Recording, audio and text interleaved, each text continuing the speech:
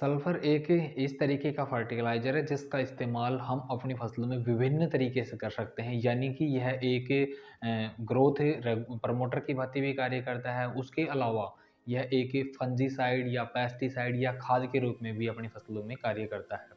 तो आज इस वीडियो में हम जानेंगे सल्फर के बारे में संपूर्ण जानकारी, कौन-कौन से जो फ़ॉर्म हैं उनमें मार्केट में अपने पास में सल्फर उपलब्ध है, साथ में इसकी डोज़ क्या है, इसका कार्य करने का तरीका क्या है, तो ये सारी बातें इस वीडियो के अंतर्गत हम कवर करने वाले हैं।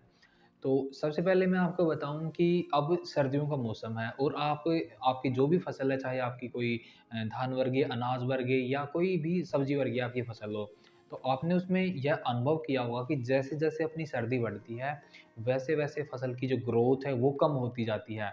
उसमें जो फ्लोरिंग फ्रूटिंग है, उसमें भी अपने को कमी देखने को मिलती है और उसके साथ में जो फल ऑलरेडी तैयार हैं, उनमें भी कुछ बीमारियाँ जैसे कि आलू में धब्बे बढ़ना शुरू हो जाते हैं, टमाटर है तो उनमें भी गलन लगना शुरू हो जाती है।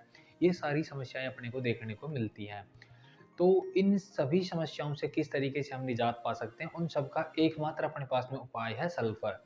सल्फर आपकी जो फसलें होती हैं, उनको सर्दी के प्रति सहनशील बनाने में एक महत्वपूर्ण रोल है, वो प्ले करता है। उसके साथ में हम बात करें तो जो पौधों में क्लोरोफिल की मात्रा होती है, जब सर्दियाँ पड़ना शुरू होती हैं, तो क्लोरोफिल की मात्रा थोड़ी उनमें कम हो जाती है, जिससे पौधे हैं, वो प्रॉपर भोजन है, वो नहीं बना पाते हैं और भोजन नहीं बना पा के कारण ही उनकी जो वृद्धि है, वो रुक जाती है। साथ में जो और जितनी भी समस्याएँ हैं, वो पौधों को जकड़ लेती हैं। तो इसका प्रयोग करने से उनमें क्लोरोफिल की मात्रा बढ़ेगी। क्लोरोफिल की मात्रा यदि उनमें बढ़ेगी, तो वो सूर्य से जो लाइट लेकर के अपना भोजन है वो पूर्ण तरीके से बना पाएँगे और यदि ऐसा हो पाता है तो फिर हमारी जो फसलें हैं वो हरी-भरी आपको दिखेंगी, उनमें अच्छी ग्रोथ है, वो आपको देखने को मिलेगी। जो आपकी तेल वर्गीय फसलें होती हैं जैसे कि सरसों है, कोई पल्सेज़ हैं, तो इन सभी में यदि हम सल्फ़र का इस्तेमाल करते हैं, तो वहाँ पे जो तेल की उनमें मात्रा है, वो काफ़ी ज़्यादा अपने को इम्प्रूव होती दिखती है। आप इसका ट्रायल लेके देख सकते हैं कि आपने कहीं पे सरसों डाल रखी है मान लीजिए, तो आप उसमें 2 क्यारी हैं, वहाँ पर जो सल्फ़र है उसका इस्तेमाल करें और बाकी जो 2 क्यारी हैं, वहाँ आप बिना सल्फ़र का इस्तेमाल करे हुए जो सरसों है उसको रखें और पकने के बाद में देखें तो आपको जो उसका रिज़ल्ट है वो स्पष्ट देखने को इसके साथ में जो सल्फ़र है, वो मिट्टी का जो पीएच है उसको भी बैलेंस करने का अच्छा तरीके से कार्य है वो करता है। जो भी आपकी मिट्टी है यदि उसमें पीएच का लेवल है वो 7 से ज़्यादा है यानी कि वो क्षारीय प्रकृति के अपने पास में है तो यह उसके पीएच को 7 से कम करके और 7 पर लाने का कार्य करता है।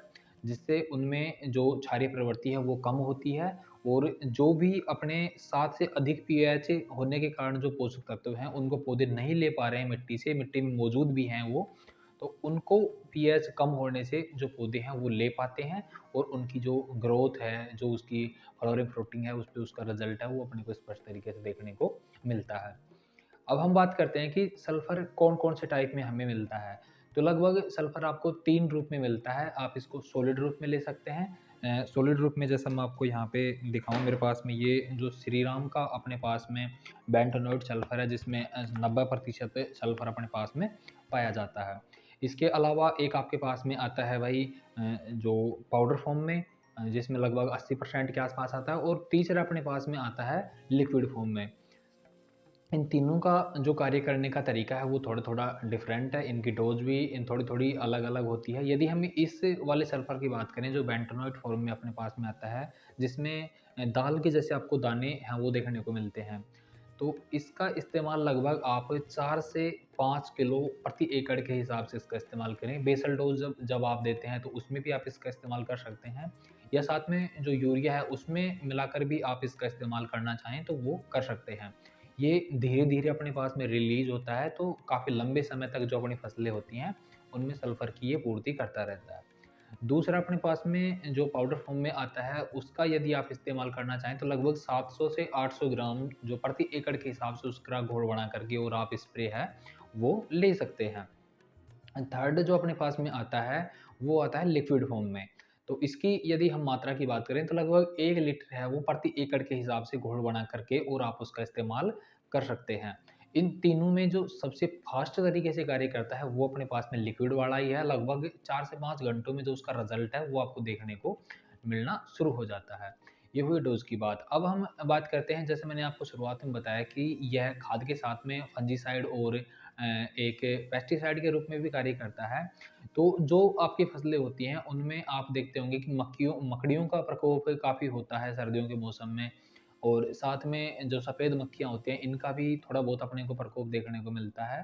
तो यदि आप इसका इस्तेमाल करते हैं, तो उनको भी ये काफ़ी अच्छे तरीके से कंट्रोल करने का कार्य करता है। हालाँकि ऐसा बिल्कुल नहीं है कि आपके जो टर्माइट्स हैं उनका काफ़ी ज़्यादा अटैक हो रहा है और आपने उसमें सल्फ़र डाल दिया तो वो पूरे तरीके से उनको कंट्रोल कर देगा, ऐसा बिल्कुल नहीं है।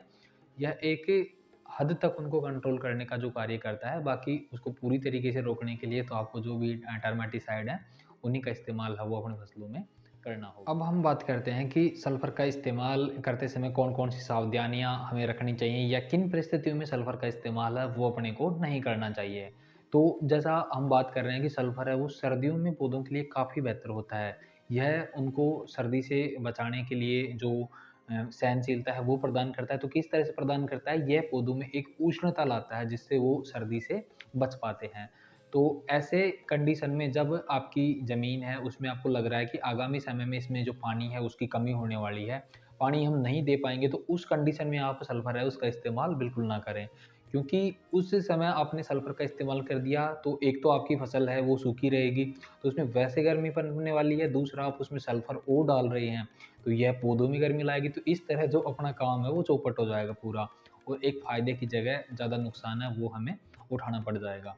उसके साथ में यदि मिट्टी का जो पीएच लेवल है वो 7 से पहले कम है, यानी कि वो अम्लीय अपने पास में नेचर की मिट्टी है और उसमें यदि हम सल्फ़र का इस्तेमाल कर रहे हैं, तो सल्फ़र क्या करता है कि पीएच को और कम करेगा ये, तो जिससे उसकी प्रकृति है और ज़्यादा अम्लीय हो जाएगी। तो ऐसे केस में भी हमें जो फ़ायदा है उसकी जगह में एक अच्छा खासा नुकसान है वो उठाना पड़ेगा। तो इन बातों का आप ध्यान रखें और साथ में इसकी जो मात्रा है वो भी ओवर ना करें आप। तो ओवर करने से भी जो हमारी पत्तियाँ हैं, उनको जलने का नुकसान होता है। साथ में जैसे मैंने आपको बताया कि ये जो अपने पास में सॉलिड 90% वाला बेंटोनोइट है, इसको जैसे यूरिया के साथ में आप मिलाकर दे रहे हैं, तो उसके तुरंत बाद में आप उसमें पानी का इस्तेमाल है वो ज़रूर करें। क्योंकि जो यूरिया और ये पत्तियों के ऊपर यदि का थोड़े समय के लिए रह जाते हैं, तो फिर उन पत्तियों में स्पॉटिंग या जो जलने का डर है, वो अपने पास में हो जाता है। साथ में आप ऐसा सुनिश्चित कर लें कि जब भी सल्फ़र का इस्तेमाल कर रहे हैं, तो उससे पहले एक प्रॉपर नमी है वो आपके खेत में होनी चाहिए। चाहे आप लिक्विड कर रहे हो, सॉलिड कर रहे हो या पाउडर कोई सा भी कर रहे हो, तो एक प्रॉपर नमी है वो तभी आप इसका इस्तेमाल करें। वैसे इनकी प्राइस के बारे में बात करें तो काफ़ी ज़्यादा इनकी प्राइस नहीं है। जैसे हम इसी के बारे में बात कर लें तो यहाँ पे ये 5 किलो का अपने पास में एक पैकेट है और ₹400 इस पे प्रिंट रेट है। तो लगभग ₹250-300 में आपको ये मार्केट में उपलब्ध हो जाता है। तो उम्मीद है कि जो जानकारी मैंने आपको यहाँ पे बताई है वो किसान साथियों के लिए काफ़ी हेल्पफुल होगी, और यदि आपको लगता है तो आप वीडियो को लाइक कर सकते हैं।